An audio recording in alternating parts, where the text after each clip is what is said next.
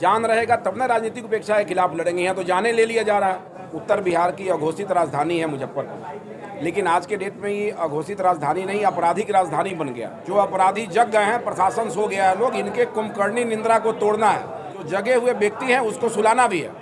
समाज के किसी तबके के साथ अगर अपराध होता है तो उसको दुखद कहा जाएगा, न कि केवल बैस समाज के साथ।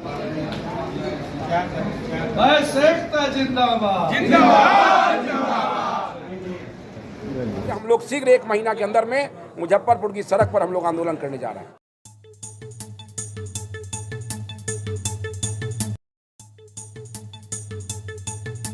बैठक का आयोजन किया गया है मुजफ्फरपुर में व्यवसायिक बंधुओं, बैस बंधुओं के साथ। मुख्य विषय था कि उत्तर बिहार की अघोषित राजधानी है मुजफ्फरपुर, लेकिन आज के डेट में ये अघोषित राजधानी नहीं, आपराधिक राजधानी बन गया।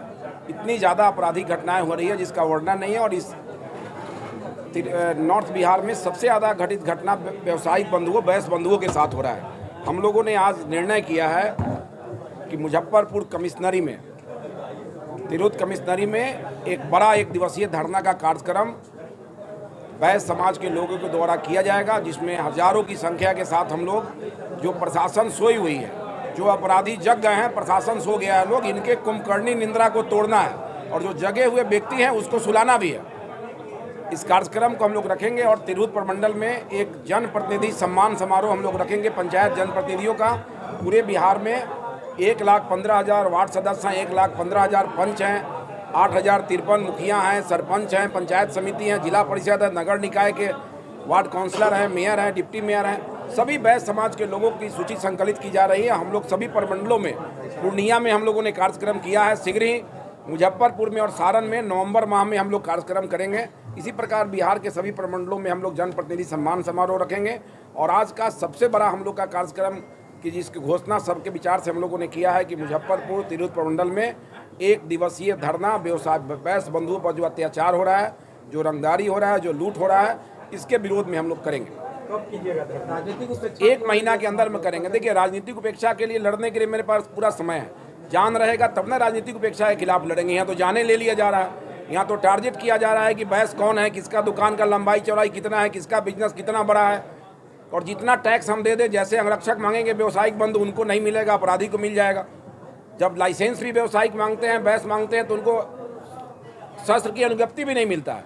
हम लोग का आवेदन बैस समाज का डीएम ऑफिस का शोभा बढ़ाता है।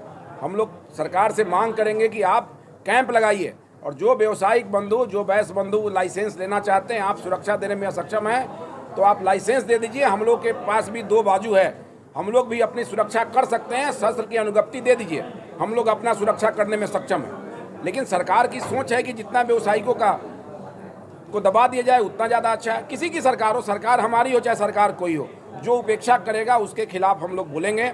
और हमारी जितनी आबादी है उसके हिसाब से राजनीतिक भागीदारी मिले, ये तो हर समाज कहता है। बैस समाज नहीं बोलता है, इसलिए हमारी भागीदारी नहीं मिलती है। 27% हमारी आबादी हो गई है, 9% हमारी मात्र भागीदारी है बिहार के सत्ता में, चाहे सांसद में हो, विधायक में हो, चाहे एमएलसी में हो। मुखिया, समिति, सरपंच, वार्ड काउंसलर तो अपने बूथा पर शिवशंकर जी की पत्नी मेयर बन गई। डॉक्टर साहब नवीन जी की पत्नी अपने बूथे पर डिप्टी मेयर बन गई। उनका काम अच्छा था, समाज के प्रति योगदान था। बैस समाज सभी जाति वर्ग के लोगों के साथ अच्छा व्यवहार रखता है, अच्छा विचार रखता है, उनको जोड़ने का काम करता है, उनसे जुड़ने का काम करता है। उसी का प्रतिफल है कि पंचायत चुनाव में, निकाय के चुनाव में हम अपने भागीदारी को लेने में सक्षम हो जाते हैं। लेकिन जहां हमें आपसे भागीदारी लेना है, आपसे टिकट लेना है, वहां हमारी भागीदारी घट जाती है। तो निश्चित रूप से दोनों इशू पर हम लोग लड़ाई लड़ेंगे। लेकिन आज लड़ाई आपराधिक गतिविधियों के खिलाफ है। समाज के किसी तबके के साथ अगर अपराध होता है तो उसको दुखद कहा जाएगा, न कि केवल बैस समाज के साथ। लेकिन बैस समाज को टारगेटेड करके जो घटनाएं घट रही है, केदार भाई हैं यहाँ से, कितना दुखी होते होंगे, शहर से जुड़े हुए हैं। जब मुजफ्फरपुर में आए दिन, नित्य दिन गोला व्यवसायी की हत्या, बबलू गुप्ता जी के बगल में हत्या हुआ, उनके एजेंसी के बगल में निर्मम हत्या हुआ। लगातार एक घटना में आते हैं डीजीपी, तब तक पता चलता है कि दूसरा घटना घट गया। आखिर यही भट्टी साहब पहले यहाँ एसपी रहे हैं, उन्होंने कैसे जिले को शांत कर दिया था, सारे अपराधी मुजफ्फरपुर के चले गए थे, आज डीजीपी बन गए हैं।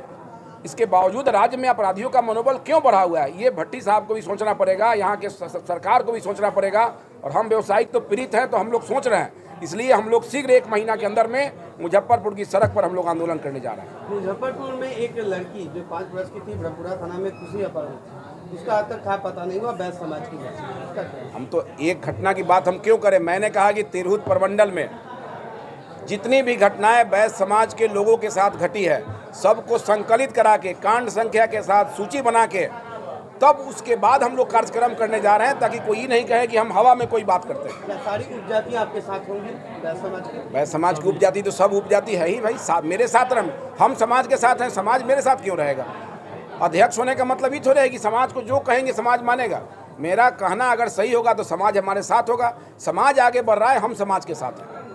मुजफ्फरपुर की धरती पर ये आंदोलन होगा, 1 दिवसीय धरना होगा बैस समाज का, और उसमें अन्य जाति वर्ग के नेतागण को भी आमंत्रित करेंगे जो बैस समाज का वोट लेने का काम करते हैं। कि आपको लगता है कि मेरे साथ अत्याचार हो रहा है तो आपको इस मंच पर आके हमारी आवाज़ को बुलंद करना पड़ेगा।